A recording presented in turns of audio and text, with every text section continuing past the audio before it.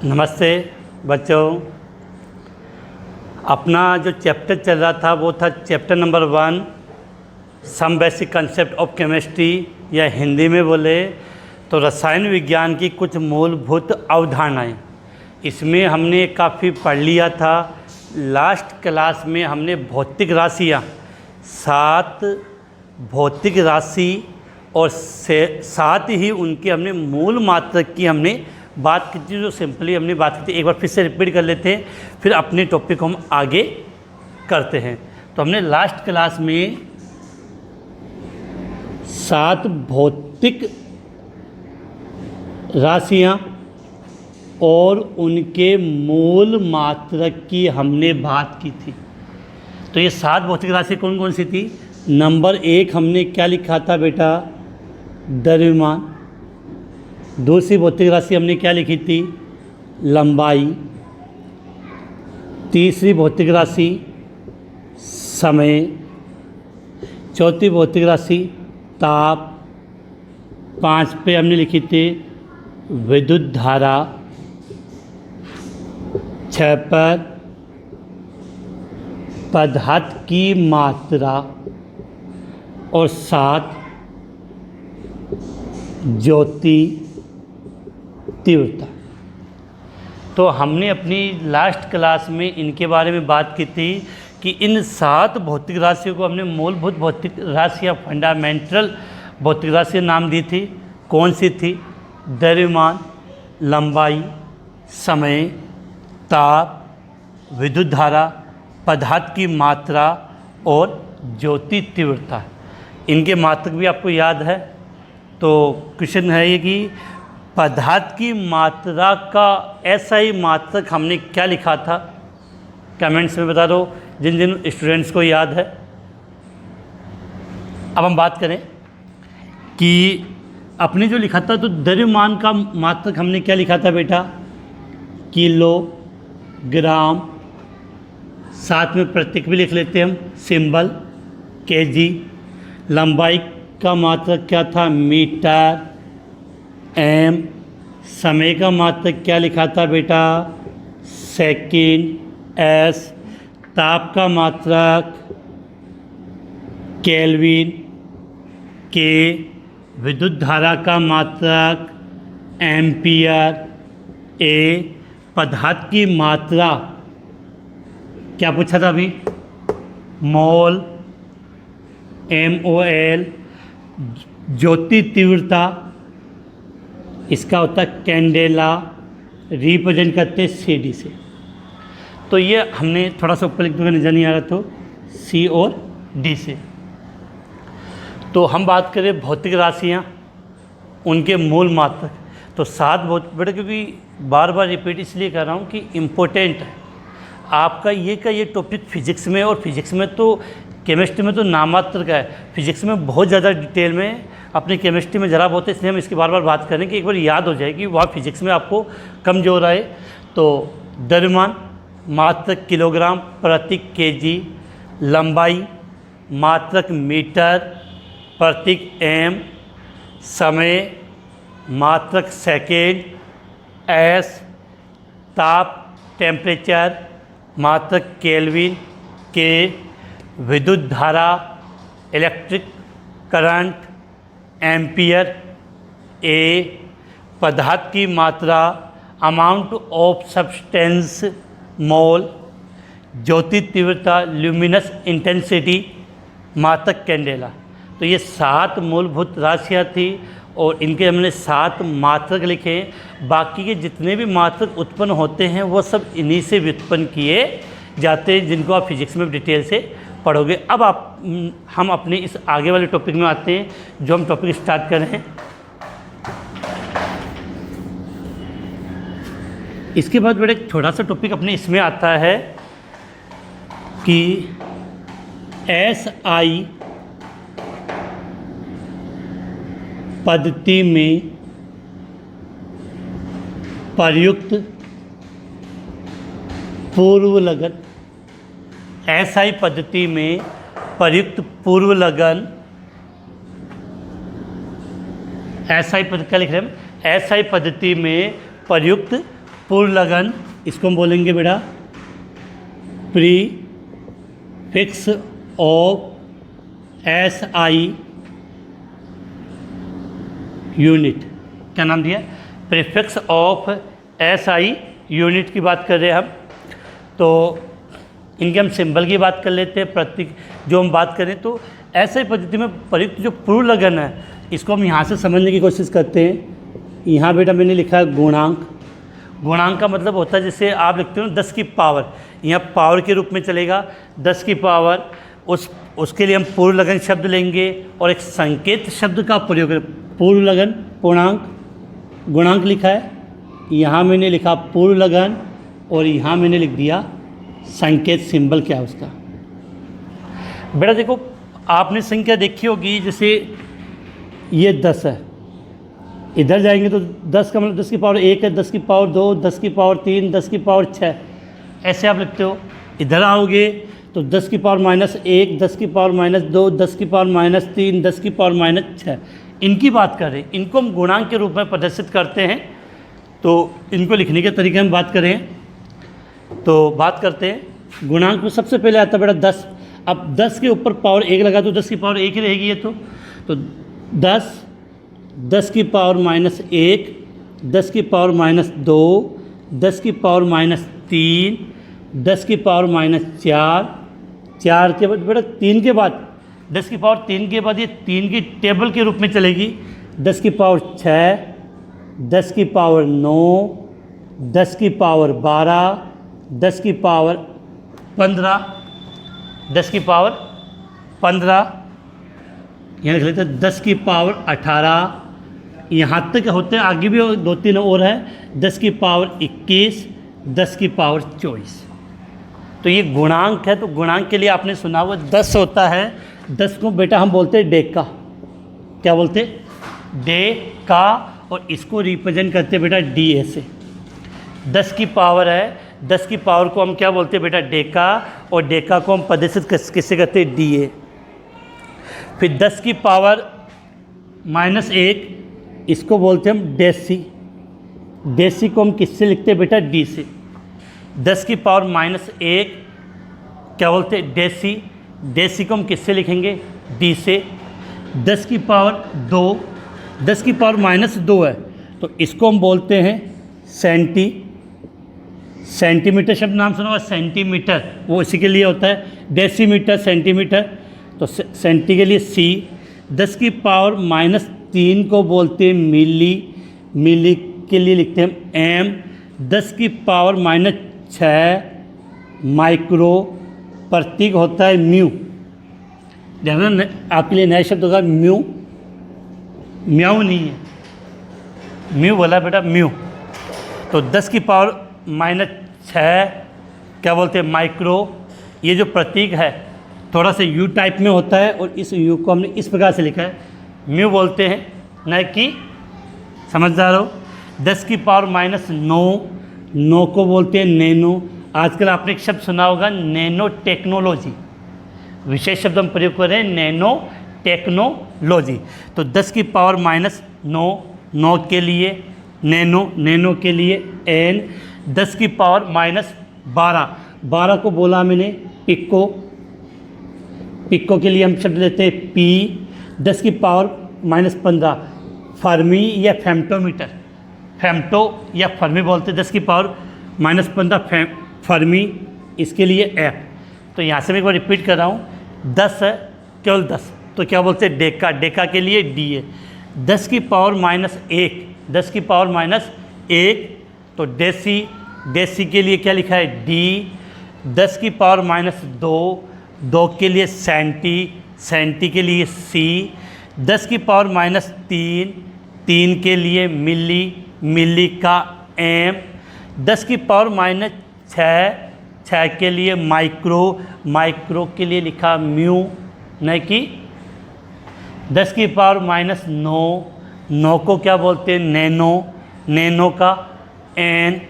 10 की पावर -12, 12 को pico. Pico का पी। 10 की पावर -15, 15 को मैंने क्या नाम दिया? फर्मी। फर्मी को किससे रिप्रेजेंट करते हैं बेटा? एफ से। अब आगे बात कर, 10 की पावर 18 इसको बोलते हैं एटो, एटो का होता है ए। 10 की पावर 21 जेप्टो, जेप्टो का होता है जेड। और 10 की पावर 24 योक्टो, इसको हम लिखते हैं वाई से। तो ये 3 पावर हमने और लिखी है जिनका आपको विशेष ध्यान देना है कि 10 की पावर 18, 10 की पावर -18 की बात करें कि 10 की पावर -18 लिखा है तो इसको आप क्या कहोगे बेटा, येटो ए। 10 की पावर -21 जेप्टो जेड। 10 की पावर -24 योक्टो वाई। वैसे बेटा नॉर्मली अपने यहीं तक काम आते, ये हमने थोड़ा सा एक्स्ट्रा लिख लिया है। ध्यान, ये जितने भी शब्द लिखे हैं वो स्मॉल ABCD के, क्योंकि पावर हमने माइनस में लिए, माइनस वाले शब्द छोटे होते हैं, ये तो प्रतीक होता है, सिंबल होता है, अपनी इच्छा जैसे इनको दे रखा है। तो उम्मीद है इनमें से कुछ शब्द अपने बार बार काम में आएंगे। जैसे ये तो आते ही हैं देसी, यहाँ से याद करना है ये शब्द आपको बार बार। 10 की पावर -1 का मतलब देसी, 10 की पावर -2 का मतलब सेंटी, 10 की पावर -3 का मतलब हमने क्या लिखा है, मिली, 10 की पावर -6 माइक्रो, 10 की पावर -9 नैनो, 10 की पावर -12 पिको। तो ये तो आपको रटना है, याद करना है, क्योंकि ये शब्द आपको बार बार काम में आएंगे। जब आप सवाल हल करोगे अपनी केमिस्ट्री में या फिजिक्स में न्यूमेरिकल हल करोगे तो ये गुणांक आपके लिए बार बार काम में आएंगे।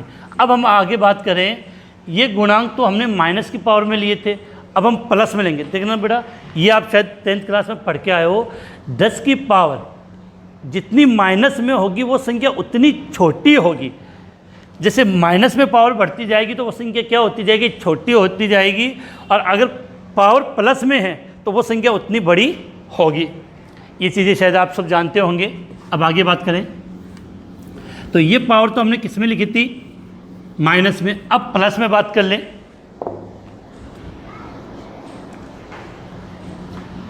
प्लस में बात करें तो वही क्या लिखा बेटा, गुणांक के रूप में क्या प्रदर्शित करेंगे, इसका पूर्व लगन, गुणांक, पूर्व लगन और संकेत, गुणांक, पूर्व लगन और संकेत। वही 10 को तो हमने क्या नाम दिया था बेटा, डेका, और डेका के लिए बेटा क्या बोला मैंने, DA।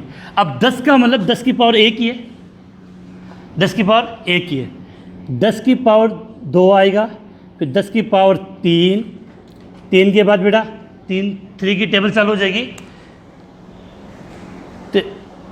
टेबल 10 की पावर 6, 10 की पावर 9, 10 की पावर 12, 10 की पावर 15, 10 की पावर 18, 10 की पावर 21, 10 की पावर 24, 10 की पावर 27। फिर से रिपीट कर रहा हूँ, तो यहाँ मैंने लिखा गुणांक, पूर्व लगन और संकेत। तो पावर किस में लिखी है, पॉजिटिव में है, प्लस में है। तो 10 की पावर 1 है, या 10 बोल दो, एक ही बात है, डेका DA। 10 की पावर 2 को हम बोलते हैं हेक्टो, हेक्टो को बेटा लेते हैं H। 10 की पावर 2 को क्या बोलते हैं, हेक्टो, हेक्टो को क्या लेंगे बेटा, H। 10 की पावर 3, 10 की पावर 3 के लिए आपने एक नॉर्मल शब्द सुना बेटा, किलो, किलो, किलो, तो किलो के लिए के। 10 की पावर 6, आपने एक नाम सुना मेगा हाईवे, मेगा हाईवे, तो 10 की पावर 6 को हम क्या बोलते हैं बेटा, मेगा, मेगा का M।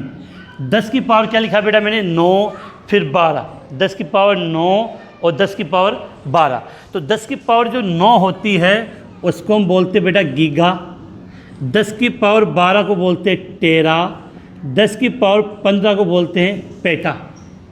10 की पावर 15 को मैंने क्या नाम दिया बेटा, पेटा। और 10 की पावर 18 है, 10 की पावर 18 है, उसका क्या नाम हुआ बेटा, एक्सा।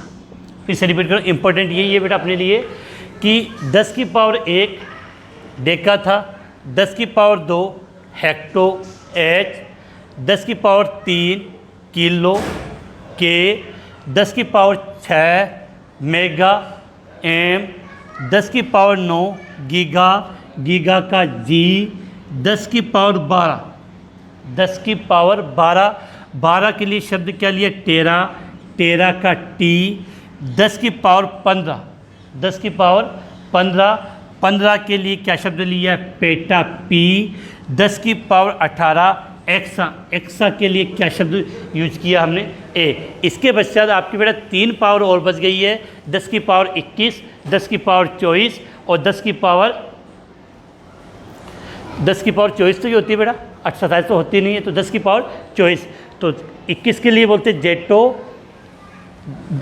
10 की पावर 21 के लिए क्या बोलते बेटा, जेटो, और 24 के लिए योक्टो।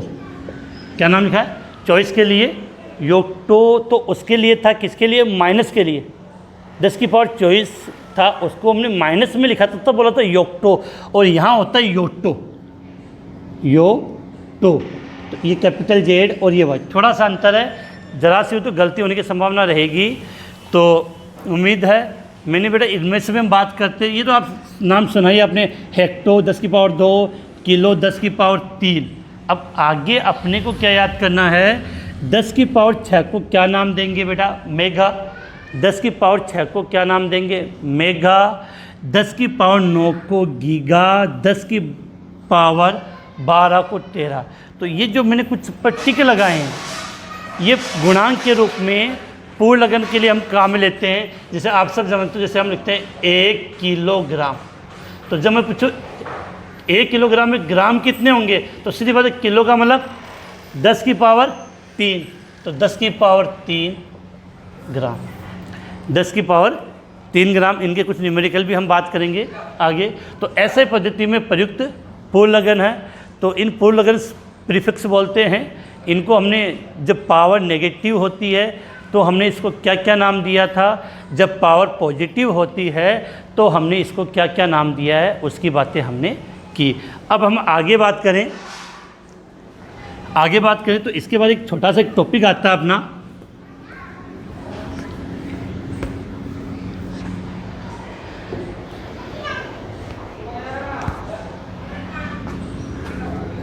नेक्स्ट बेटा टॉपिक लिख रहा हूँ, सार्थक अंक, इंग्लिश में बोलते बेटा सिग्निफिकेंट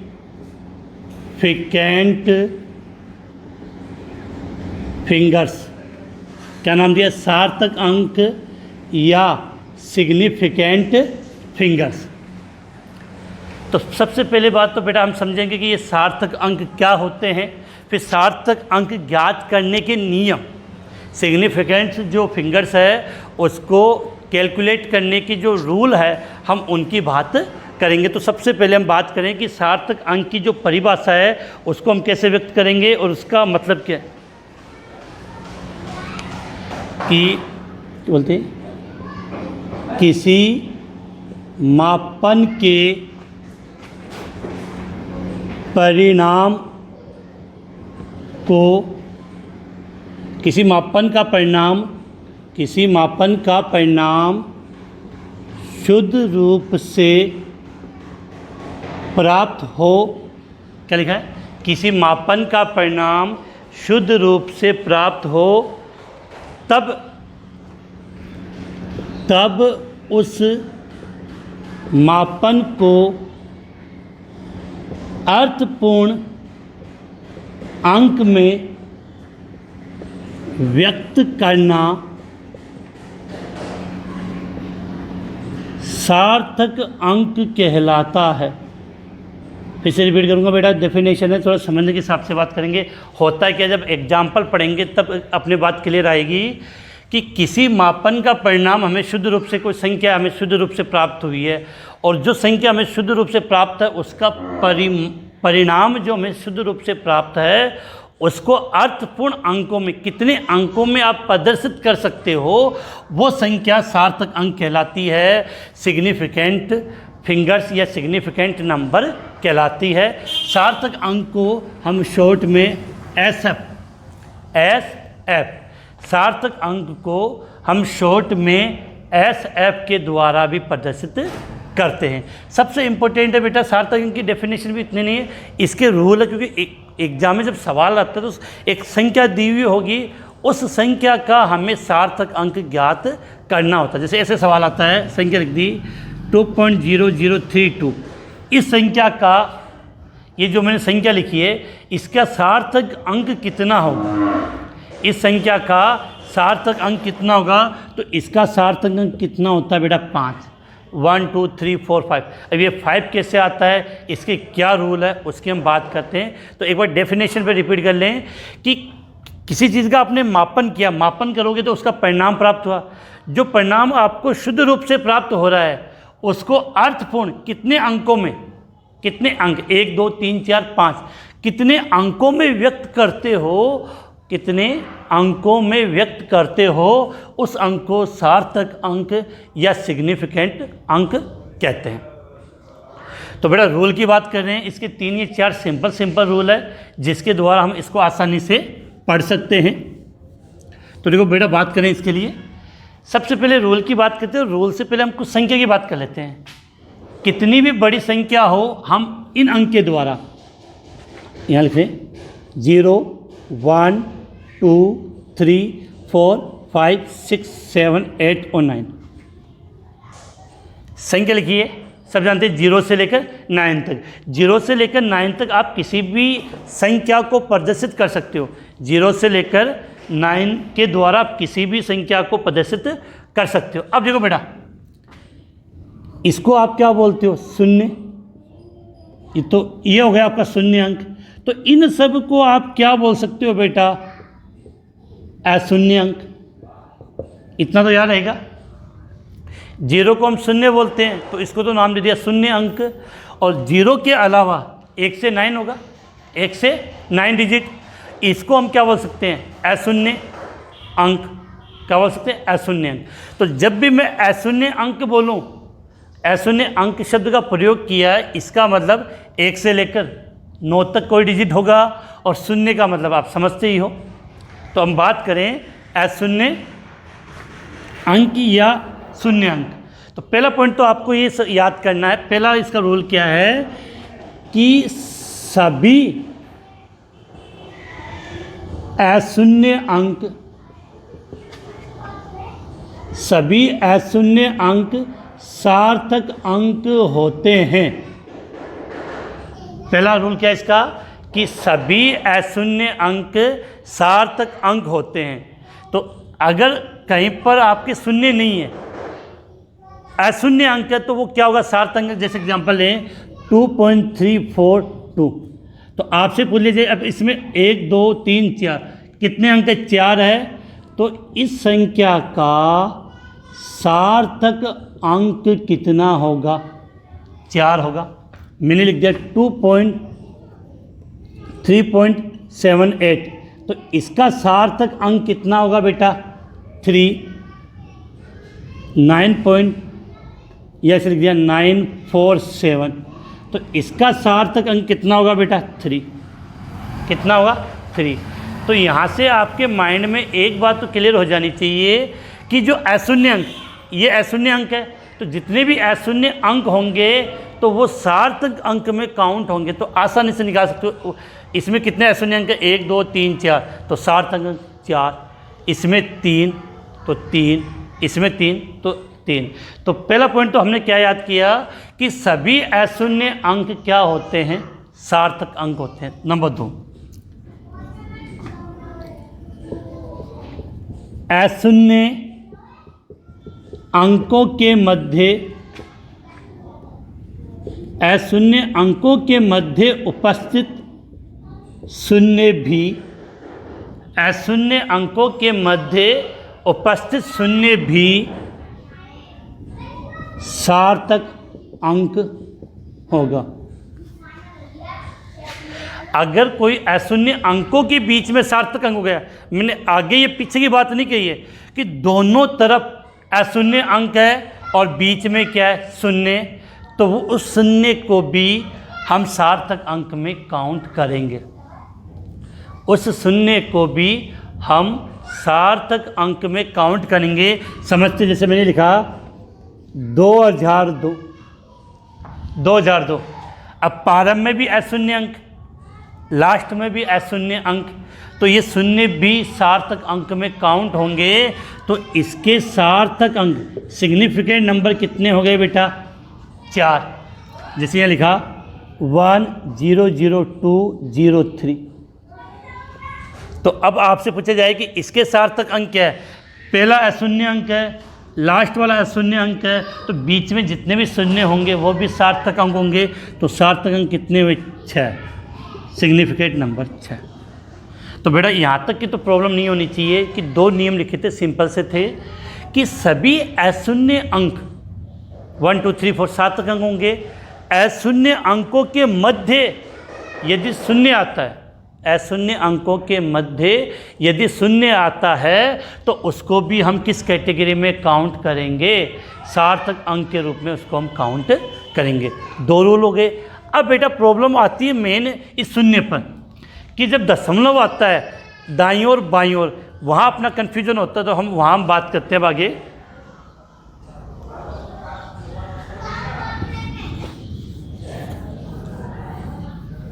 दो नियम तो आपने आसानी से समझ गए होंगे। अब बेटा एक बात सुनना, बहुत बार बच्चों की कन्फ्यूजन होता है बेटा ये बोर्ड का कौन सा हिस्सा है, दाईं ओर है या दायां भाग बोल सकते हो, और इधर वाला होगा तो उसको हम क्या देंगे? बाईं ओर। जैसे मैंने ये संख्या लिखा 5,032,42। अब इसके इधर तो हो गया बाईं ओर, इधर हो गया दाईं ओर। तो तीसरे नियम की हम बात करें तो इम्पोर्टेंट बात ये सुनना, अशून्य अंक के बाईं ओर कितने भी शून्य हो वो सार्थक अंक नहीं होंगे।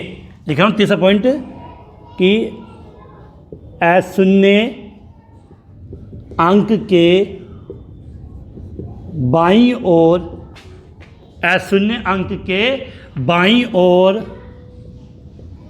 उपस्थित शून्य सार्थक अंक नहीं होते हैं। अशून्य अंक के बाईं ओर उपस्थित शून्य सार्थक अंक नहीं होते हैं।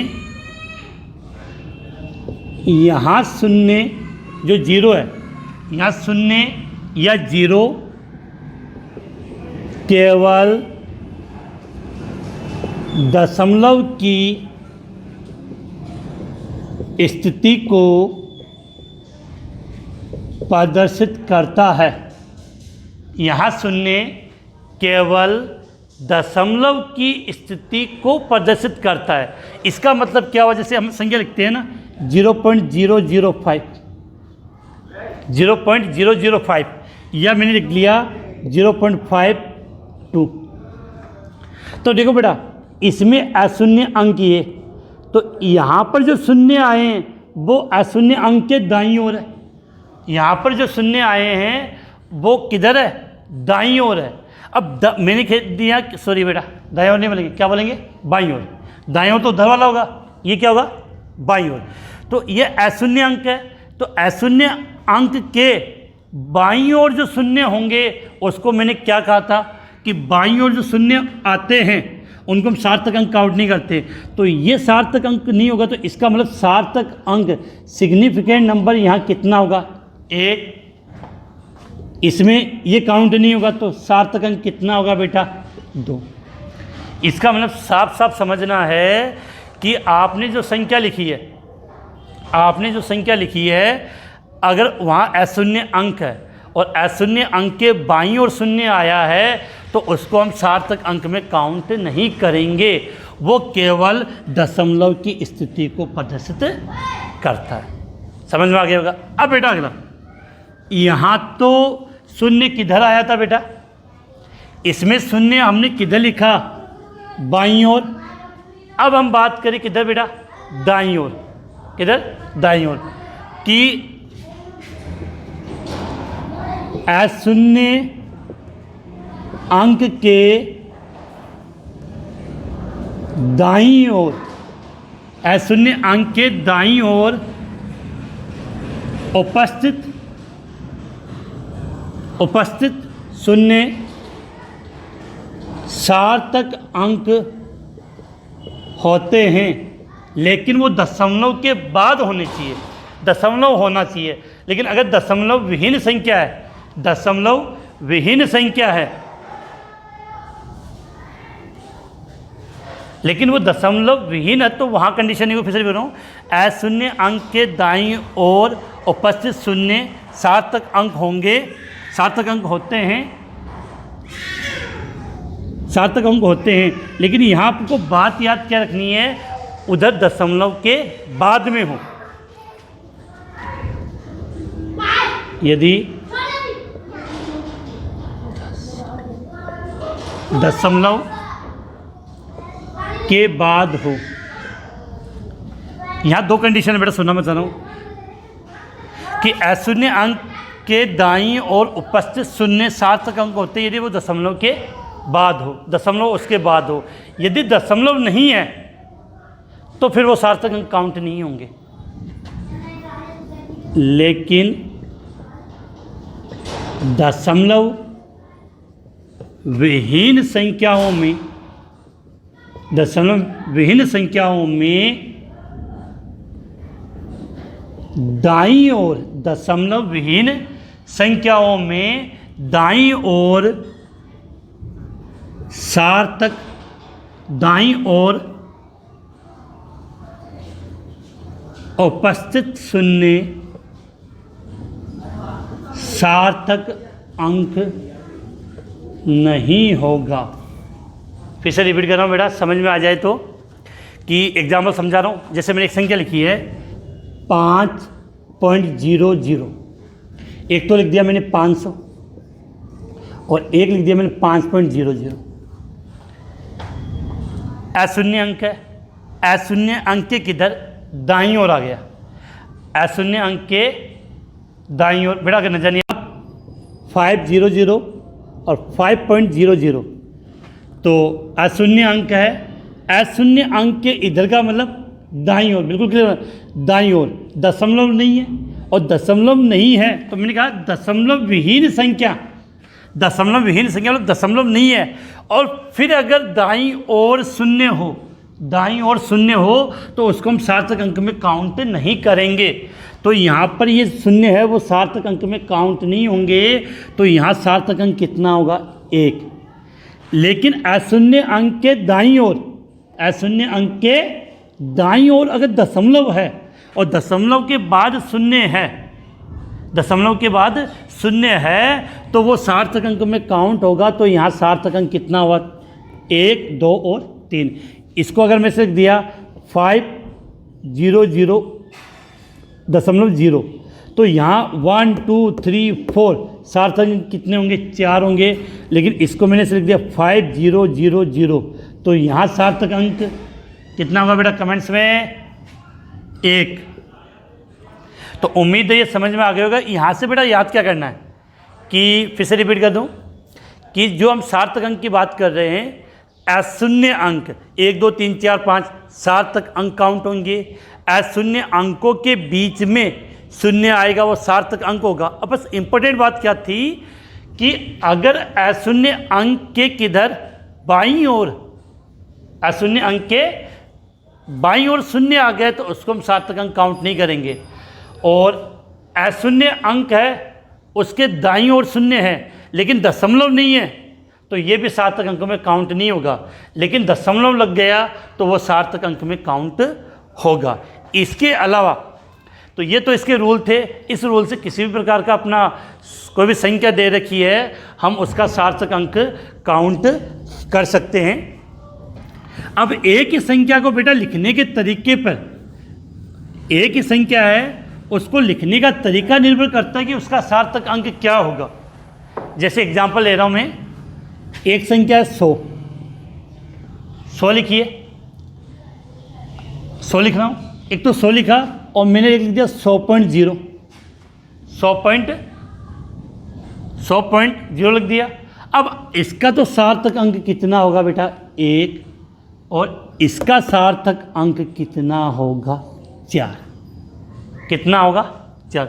इसका सार्थक अंक 1, इसका सार्थक अंक 4। इसके अलावा एक ही संख्या को लिखने का तरीका, जैसे मैं समझा रहा हूँ, 100 है, क्या लिखा, 100। अब 100 को हम कैसे लिख सकता हूँ, 1 × 10 की पावर 2, 1.0 × 10 की पावर 2 1.00 इंटू 10 की पावर 2। इनको आप जब भी गुणा करोगे तो कितना आएगा? 100 आएगा। पहले बात एक याद करना है, जब भी कोई पावर के रूप में हो तो वो सार्थक अंक में काउंट नहीं होगा। तो यहाँ सार्थक अंक केवल ये होंगे, यहाँ सार्थक अंक क्या होंगे बेटा? आपके ये होंगे। तो इसको यहाँ से कहना कि जो पावर आ रही है वो तो आपके सार्थक अंक होंगे नहीं। तो अगर आपने 100 को ऐसे लिखा 1 इंटू 10 की पावर 2 तो सार्थक अंक कितना हुआ? 1। अगर आपने 100 को लिखा 1.0 इंटू 10 की पावर 2 तो सार्थक अंक 2 हो गए। अगर आपने 100 को 1.00 लिखा तो सार्थक अंक कितने हो गए? 3। तो एक ही संख्या को लिखने के तरीके पर सार्थक अंक प्रदर्शित करता है। याद रख लेना, पावर के रूप में जो संख्या होगी ये तो सार्थक अंक में काउंट होगा, लेकिन ये पावर 10 की पावर 2, 10 की पावर 3, इनको हम सार्थक अंक में काउंट नहीं करते। एक दो एग्जाम्पल हम इसके ले लेते हैं जिससे आपके टॉपिक क्लियर हो जाए, कहीं कोई कन्फ्यूजन हो तो। क्वेश्चन ले लें बेटा कि निम्न संख्याओं में सार्थक अंक बताइए। निम्न संख्याओं में सार्थक अंक बताइए। नंबर 1 0.62, नंबर 2 6.0234, नंबर 3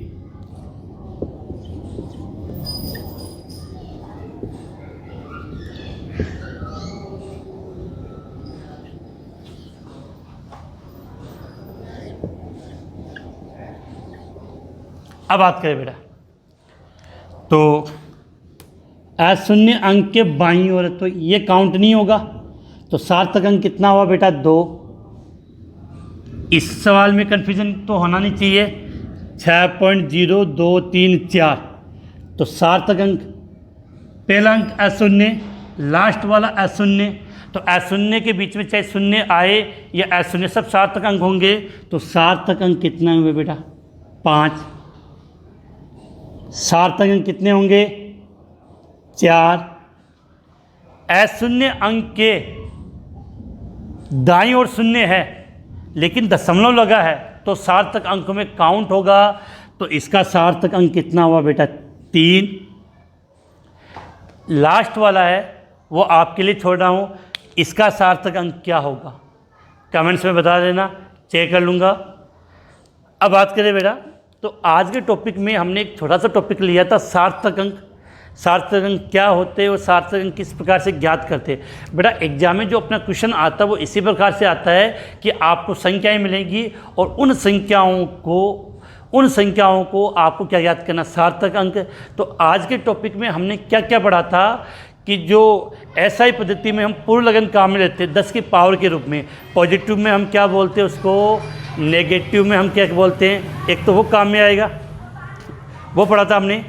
इसके पश्चात सार्थक अंक कैसे ज्ञात करते हैं, किस प्रकार से, ये तो ये अपना एक टॉपिक कंप्लीट हो गया है। इसके बाद अगला नेक्स्ट टॉपिक हम कल पढ़ेंगे। किसी भी प्रकार की अगर आपको कोई प्रॉब्लम हो इस टॉपिक संबंधी, समझ में नहीं आया हो तो डिस्क्रिप्शन में मेरे व्हाट्सअप नंबर लिखे, उस पर मैसेज कर देना कि जब भी मैं क्लास लूँगा, कल की जब अपनी ऑनलाइन क्लास होगी तो सबसे पहले हम उसी टॉपिक पर डिस्कस कर लेंगे जिससे आपकी कोई प्रॉब्लम ना हो। इसी के साथ आज की क्लास समाप्त करते हैं बेटा।